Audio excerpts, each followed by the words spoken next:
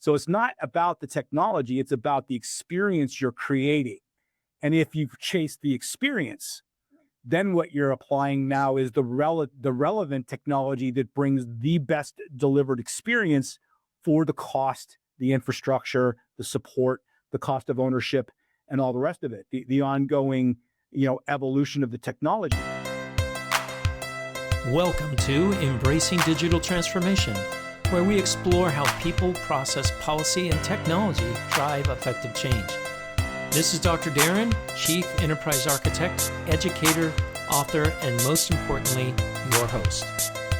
On this episode, the evolution of digital transformation from semiconductor tech to customer experiences, with special guest Rick Lisa, General Manager of Worldwide Government Center of Excellence at Intel Corporation. All right, Rick, welcome to the show.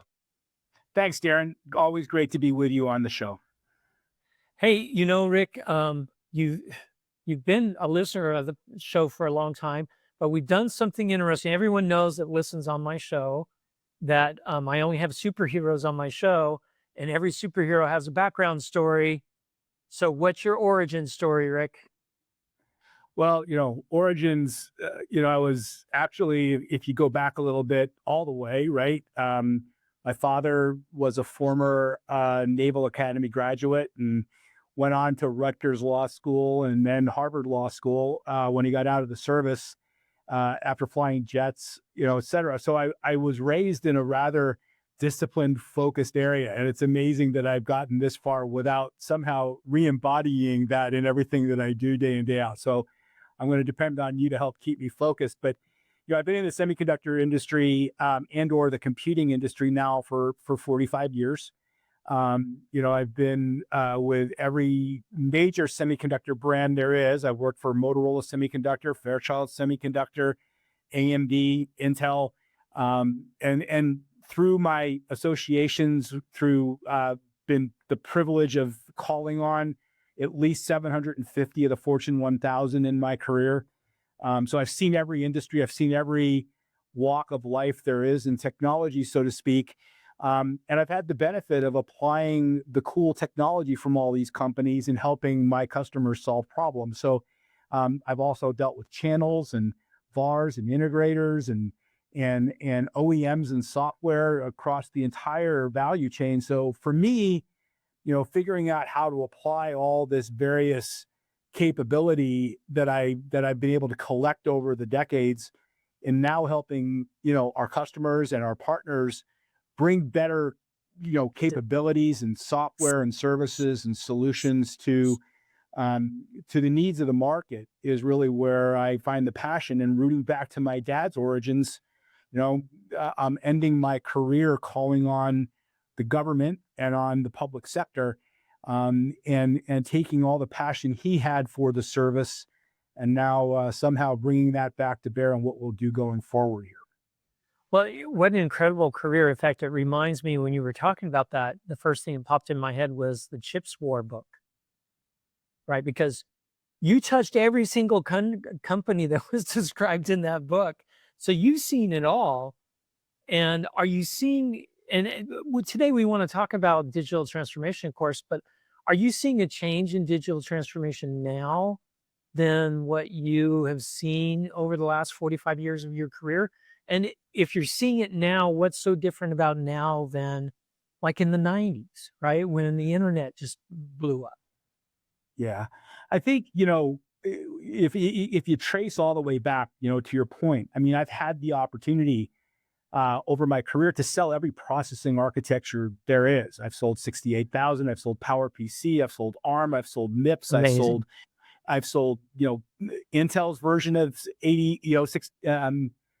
x86, and I've sold AMD's version of x86, right? So I've seen basically all the various, technologies, but I've also witnessed all the different methods by which those technologies sort of evolve. I think probably as you talk about the industry, if you go back to the 80s, right, this was pre-internet. So the way the customer learned about technology was really by what salespeople walked through the door. And what we brought by way of our portfolio, right? That's how they learned technology. And then we went through this sort of iterative design process of fitting technology to the design requirements of the customer, but really technology led the discussion, not so much the design requirements. Then along comes, the internet, and, sales got a whole new challenge and marketing got a whole new challenge, because now the customer didn't need someone to walk through the door to learn. They learned on their own. They Wait, now wait, had a wait, source. Rick, are you saying we don't need salespeople? Did you just say No, I'm that? not saying that. I'm saying that it's changing. The question was, it's changing, right? And so the Okay, change all was, right. we went from, you couldn't get there without, technology representatives. And then you got there where the technology was being presented through the channels of online distribution of content.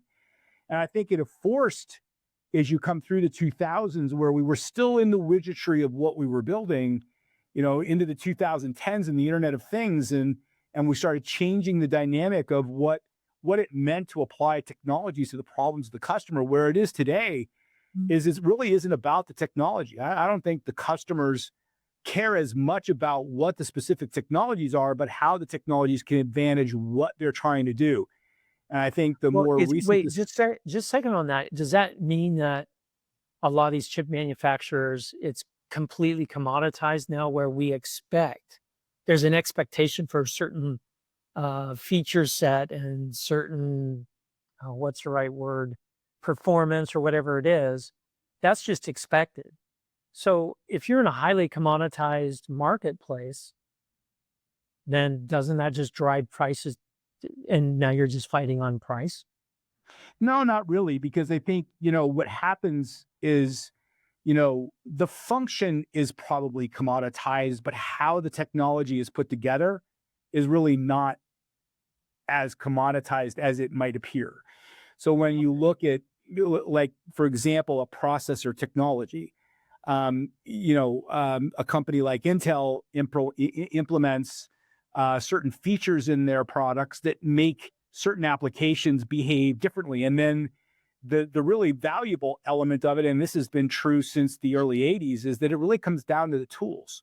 We're not so much in a processor battle or a chip war as we are a tools war. It's the tools the customer uses to bring their application, their product, their environment, their use case, their service to life, that actually drives what choices they make in technology. And so what's happening is there's a deeper connection now between what the customer's mission focus is, what they're trying to achieve, how the tools enable them to get to that mission focus, and then what are the underlying chemical elements, the chemistry of the product that allows them to get there with a better performance, with lower cost of ownership.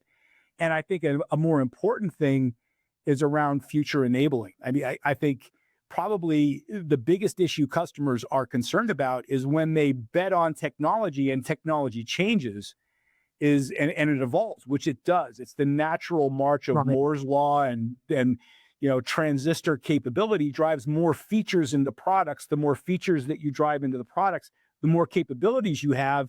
But now what you're doing is changing the value proposition of the technology in the hands of the customer. So what the customer wants to know is not so much what the product is, but how it helps them solve the mission, and how do you help them. And I think this is going to be an increasingly more important discussion. How do you help them avoid the cost of technical debt? I installed a bunch of stuff, but I can't use it going forward. And the even bigger fear of rip and replace. I've got things that work perfectly well, but to get modern features, I've got to tear out what I've deployed and put all new things in. I have some really interesting examples of how that manifests itself. But the customers, in my opinion, especially the end user community, is more worried about rip and replace and technical debt than they are about the root features of the products. And then it all comes down to mission capability and mission focus, and how do you help them deliver outcome that delivers real result for them as an enterprise.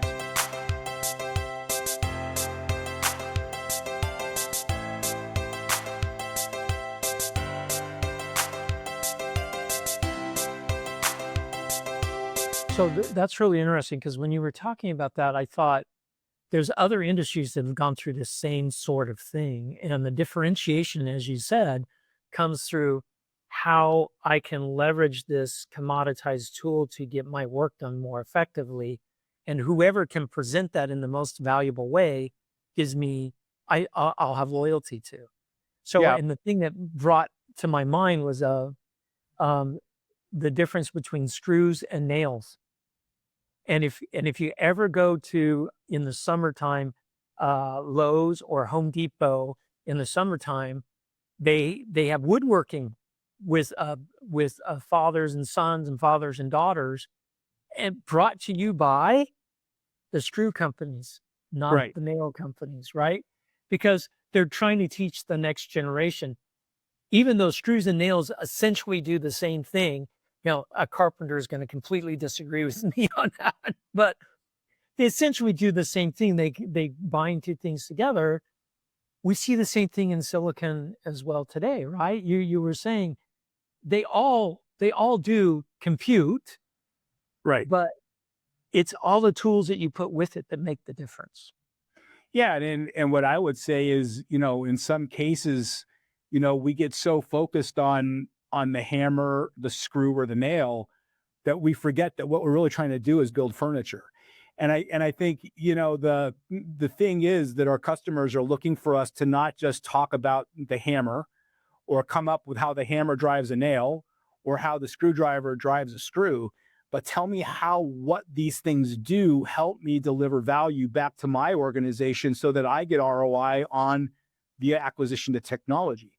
And I think increasingly, as you said, what's changed is I think we've gone from getting really enamored of what our semiconductor products are to helping the customer really understand what the semiconductor technologies do to now helping the customer understand how the technology affects what their world does. And I think, that's been the changing scope. And I think as we get into all these ideas of value-based selling and, return on investment and return on net value and all these other things, we've got to be able to now articulate not just what the technology does, but how the technology impacts the world in which the customer is operating. And in the case of government, how we help them serve their constituency and compete for what really drives their revenue, which is tax dollars, right? And so, how do we help them bring in more residents, more businesses, better equipped, more efficient work environments with more informed and better employees that help them deliver premier services that attracts, again, residents and businesses. So the value proposition is changing, and I don't think we as a technology company can any longer afford just to stand back on the merits of our products. We have to be able to help the customer connect the merit of the product to the value delivery in their hands. So that kind of explains what's happened over the last 2 years with generative AI and why NVIDIA has gone through the roof, because there's a use case. It's not that NVIDIA GPUs, no one really understands how they work, that are buying, millions of dollars worth of hardware. They just are buying it with the promise that generative AI is going to change the way that they work. Does that make sense? Is that ringing true to you that, hey, we know generative AI, and then I think Jensen's done an incredible job at selling, well, only NVIDIA does generative AI, which is not true, but he's had that message and it's fallen on kind of everyone's like, well, of course. Yeah, so that's a great question. I think, what NVIDIA has done exceptionally well is they've made an indelible connection between this thing called AI and the role of a GPU. And so what they've done is they've sort of mastered this concept that AI is a GPU. I really believe, and I've said this many times, that I think AI is a workload. It's an application. It's a means by which analytics gets carried out on data in order for us to then build meaningful applications using computer intelligence, right? And computer intelligence comes in many, many forms. It's not just on a GPU. But I think NVIDIA has done a masterful job of convincing the world that if you want AI, you got to buy a GPU. But I think but what that's we really interesting because there's the promise of what AI could deliver, but we're not seeing it deliver. 80% of all AI projects fail. Yeah, and And I think it's why do you think that is? Do you think that's I because people aren't focusing on the use cases?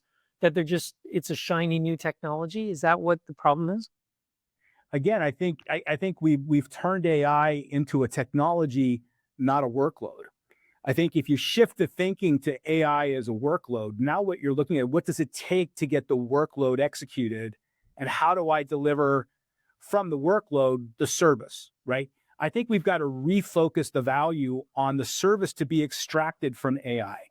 And when we look at generative AI and agentic AI and all these different ways in which computer intelligence can be delivered to augment an experience for a human user or for an ecological environment or for an animal kingdom, whatever you want to do to explain it.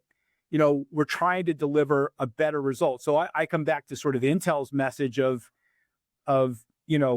we're here to improve the lives of every person on the planet. Well, how do we do that? We do that by using technology to enrich their experience of living day in and day out. So it's not about the technology, it's about the experience you're creating.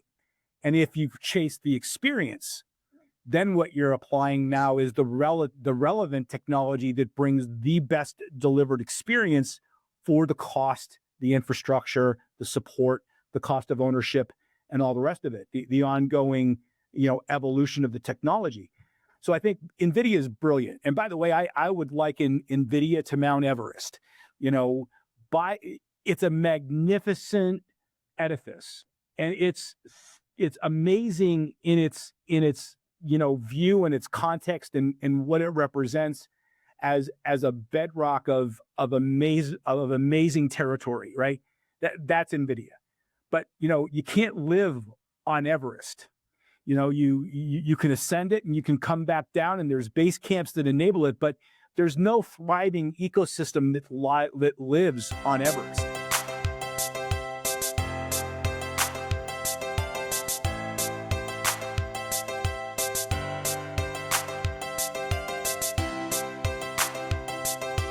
Yeah, I'm glad you brought that up because what you said before is we can't just base everything on one technology or on a technology.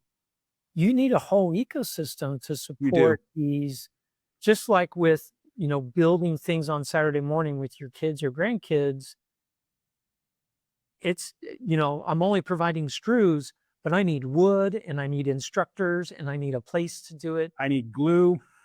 I need glue. Yeah, I all these need I things. need all kinds of hardware and accessories in order to complete the build, right? It's not just one thing that delivers an experience. And I think we Intel and AMD and many processor vendors have created a rich ecosystem of thriving ecologies that are fundamentally enabling habitation, enabling life, and creating persistent enabled life.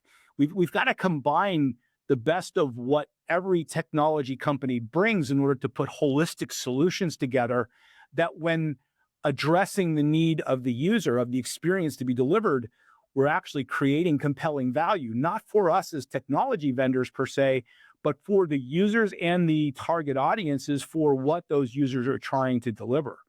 And I Well, think that that's and where it takes a community, it takes a village. It's not just a single technology or a single product. yeah, and you're creating full ecosystems that feed on themselves, so essentially. I mean, think about just the last 20 years, 30 years. The consumption of silicon has skyrocketed, and when we talk about digital transformation, like on the show, that wouldn't that wouldn't even exist without these ecosystems being built.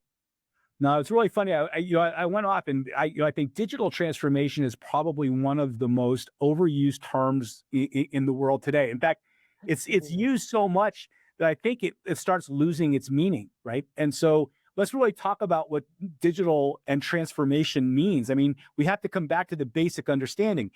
Digital is ones and zeros, right? It's about taking the analog world that we live in and experience and turning it into ones and zeros so that we can apply computing technologies to those ones and zeros and create a value. And the transformation is about taking existing capabilities and existing capacities and improving them, making them different, turning them into something of greater value, greater capability through the process of computing intelligence. So digital transformation is about the application of technology. We don't get ones and zeros in our world without semiconductor technologies, because it's the process of converting analog world experiences to digital environments. And the only way you do that is with semiconductor technologies. That's what does that, right? And so, we sit at the crossroads of digital transformation without actually understanding that the purpose of what we do is to make the lives of every person on the planet better through the application of computer intelligence that makes what we do more efficient, more capable, more extensible, and scalable. Turn it into something that helps everyone, not just a few. And so, to me, this is what's going to energize. I've been in this industry for 45 years. Everybody asks me why I'm not retired, because we sit on the precipice of incredible opportunity, especially with public sector and government organizations that will now have to go through this massive transformation from essentially manual analog processes to all new digital capacities to meet, by the way, what we're all doing every single day with cell phones and PCs and all the rest of it. I think probably the biggest change between the 80s and the 90s and the 2000s and 2010s and now the 20s is that, what we can do with a cell phone today versus the way we did it in the 80s and 90s is actually miraculous journey of technology. And I think what we've done is changed the experience that we have. And I think for the first time in our history, technologically speaking, the consumer experience is driving the business and enterprise experience. And I think, if you go back to the 90s, it was, those at the enterprise implemented the technology long before we experienced it as consumers. As consumers, You know, yeah, I think that's and it was completely the flipped. reverse in the 80s and 90s. Now it's the consumer experience driving the enterprise experience. And we've got to meet the user where they're at, and where the user's at is give me the digital capability to interface with my life and manage my life. And that's going to put all new pressures on enterprise. And I think more so governments who need to go from analog and manual and hard processes to all new digital processes and build those services as deployable and consumable to their user base.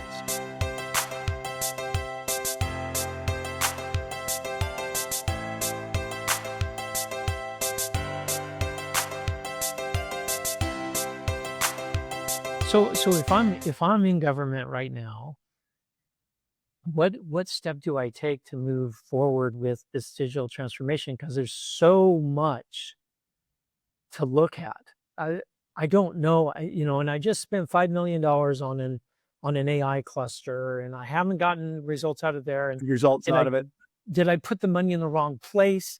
Where do I start? It's got to be extremely confusing, because every vendor and their dog is calling me on the phone saying, "Hey, let me show you the latest technologies that we have that you need, or you're going to be behind."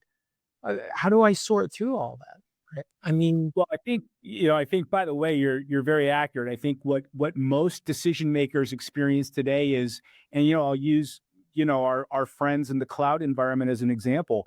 If I'm a CIO or a CTO or a CISO or a chief digital transformation officer, I have Microsoft in my door one day, I have Amazon in my door the next day, I have Google in the next day. Oh, by the way, I get nervous because all three of them are telling me they're the answer for what appears to be a common sort of element of my solution stack.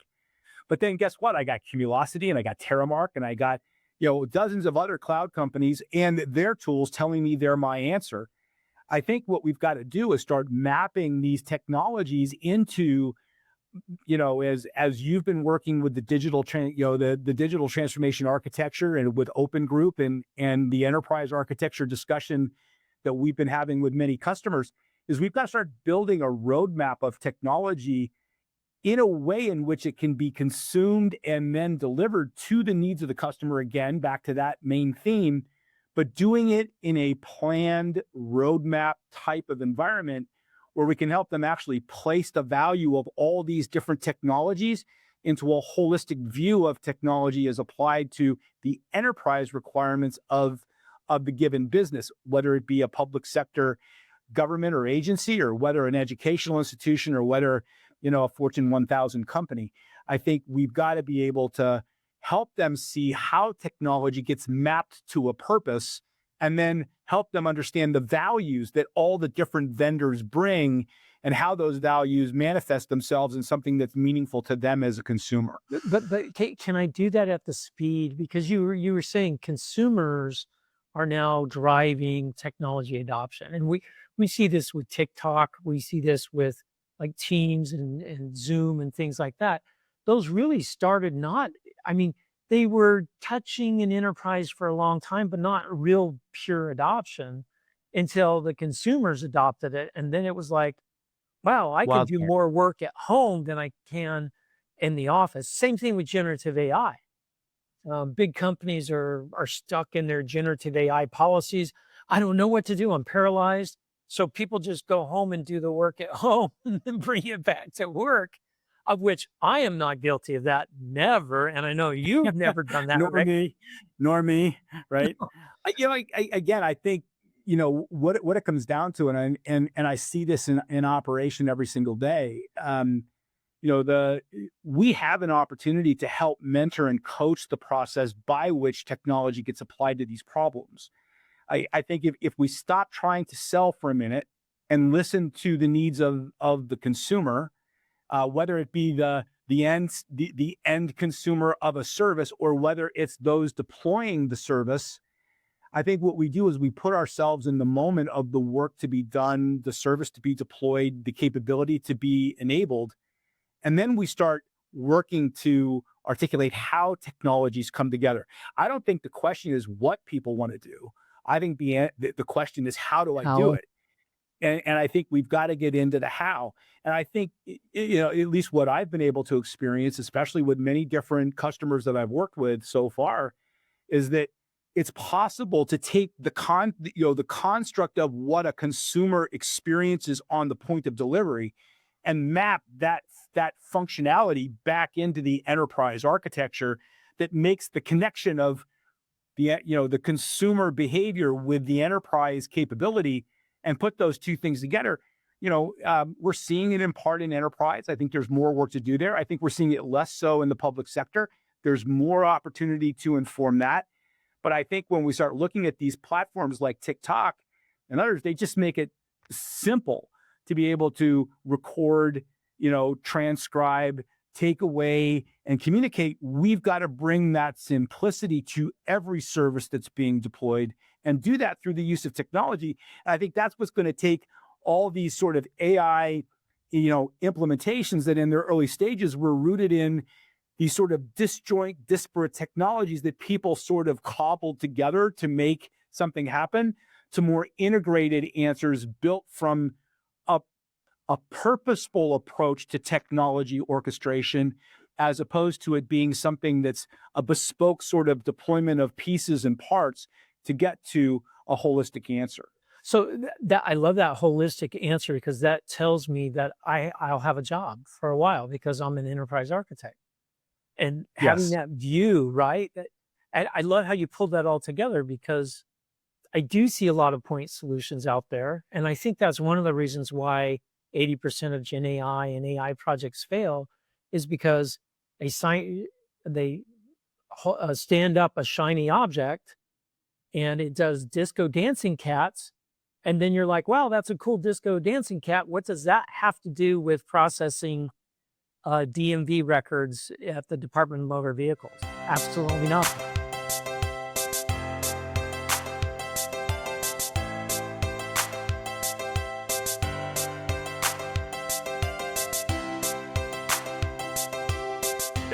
Absolutely right. And by the way, this is kind of the lesson on why Internet of Things struggled for so long to become mainstream, right? Is that everybody built these sort of one-off siloed applications that then they wanted to do the next thing and the next thing and the next thing. And they And couldn't talk to each other. the architecture wasn't built to do that. The architecture was built on a bespoke answer here and a bespoke answer there and a bespoke answer over here. But what we were able to do was start showing, our customers how they could use open systems technologies to build platforms, not answers, but platforms that then answers could be built upon. So I'll give you a really perfect example, and this is out of left field. We were working with a company that built, rooftop air conditioning systems. And they knew they had this base problem of being able to tell when their machines were going to be in need of service and being able to predictively describe that to a service group so that they could come out and before the air conditioning unit would break down, they would be able to provide the preventative care that would keep that air conditioning running, which is important to the constituency, in this case the building owner Right. and Yeah. their occupants, right?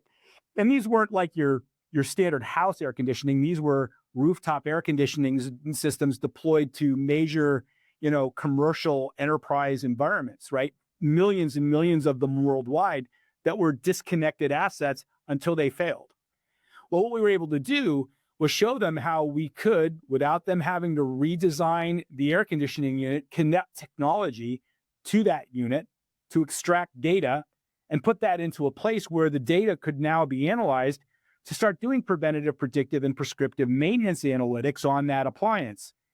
And what was really interesting, when that was successful, they came up with 5 more things. That was great. That made it so simple. Well, here's 5 more things we want to do. Oh, we did those 5. Now here's 10 more things we want to do. You know what? That same company today that deployed just a single service, let me know when my air conditioning unit is beginning to hit a service point, now has deployed over 300 services on their air conditioning No. units worldwide because we gave them a vehicle by which data could be processed to services. And I think we've got to rethink this in that I light, that we're I not like. building for one thing, we're building for many things that come Yeah. I iteratively, not I at once. really, really like that because that shows true digital transformation in that I'm taking something highly analog, an AC unit, right? It's very analog. And now I've created additional services that make it even better for my constituents, saves money. I know one of them was to save money by not running the AC when it didn't need to, predicting when to cool down the building and heat up the building. Very, very cool stuff. So, Rick, if I want to find out more, or if I want to engage more with this type of engagement, how do I get started? Where do I go to find out more?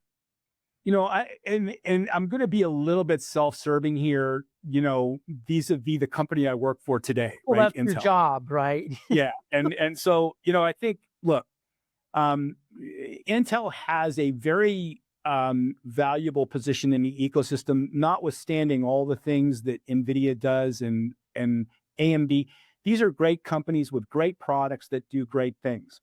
Intel remains, or at least stands alone today, as not only being the hotspot of this industry, because we still build and manufacture and control our own foundries in terms of building semiconductors. But now we're transitioning those semiconductors into products that are going into equipment that are now at the root of digital transformation. And then together with partners like NVIDIA and others that we can work with in the market, and our systems vendors and our equipment vendors, we're able to actually translate our computing technology into the art of the possible in terms of what all this equipment can do to actually bring this discussion we've been having to life. What I would say is, you need to start the industry needs to start looking at these sort of base foundational players, a player like Intel that's been here, one of the few brands that has survived the 60s, right? We were here in the 60s and we're still here today. It's one of only 2 brands I'm aware of in the semiconductor industry, us and Texas Instruments, that have been able to sustain ourselves through decades of being in the market. And we're at the founding level of this industry, and we continue here today. And the hallmark of that is we've been able to coach our customers through these evolutions of technologies that we've discussed today. And I think we stand at the ready point to do that today. So what I would say is this: we're hanging a shingle out today. Our business shingle is out today saying, if you have a digital transformation ambition, call us.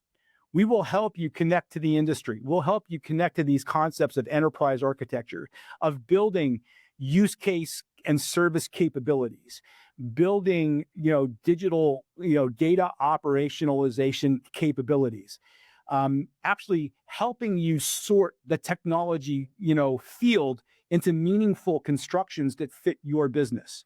And I think for us, we stand ready to help our customers engage the possibility while at the same time creating a mechanism, a means by which they can journey the path with safety, security, forward enabling, and with the knowledge that will help them make the best decisions together with our ecosystem. So I would just say, don't wait, get started, pick up the phone, contact people like Darren, like myself and others that are willing to sit with you and help you through this process without you having to journey it alone, and we'll stay with you for as long as we're contributing value. So, hey, Rick, I'll post your phone number, your personal number on the end of the podcast for people. So if I can just Great. Yeah, I can't wait. Yeah. Or, you can contact us through intel.com. There's lots of information there, or find us on LinkedIn. That's a great place to go. Yep. So Rick, thanks for coming on the show. This has been wonderful. Hopefully our audience loves this. I love talking to Rick anyway. We talk for hours and hours every week. So. Well, I think the key message for me is that, and really from us, is that we're here to help the customer achieve their success. And I think why these various things have failed is because I think the industry as a whole is more focused on selling what's on the truck today than helping the customer solve the problem. And so we sell widgets, we sell siloed technologies, we sell one-off things without actually trying to architect an answer before we sell something. I'd rather get into a dialogue of architecting an answer to a problem and then figuring out what screw I need, what nail I need, what hammer I need, what glue I need. We can help the customer decipher those things once we know what the mission purpose is.